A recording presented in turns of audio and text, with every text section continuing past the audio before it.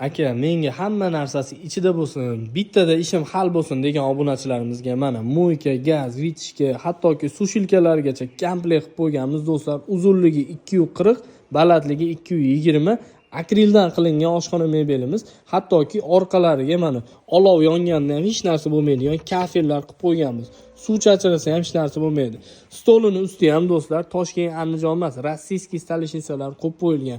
Bunimizda mo'ykasi chap tomonda turibdi, mo'ykasi o'ng tomon, chap tomon aytganingizdan jo'natib yuboramiz. O'zbekiston bo'ylab dastavka bor. Dastavkasi alohida bo'ladi.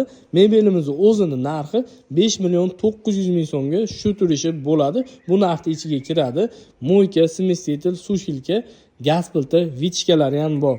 Xuddi shu narsaga aka menga yumaloq mo'yka emas, yaxshiroq to'rtburchak mo'yka, ichi chuqurroq bo'lsin deganlarga yana 300 ming so'm qo'shiladi. Bu degani 6 million 200 ming so'mga mo'ykasini to'rtburchak holatda ham qilib berishimiz mumkin.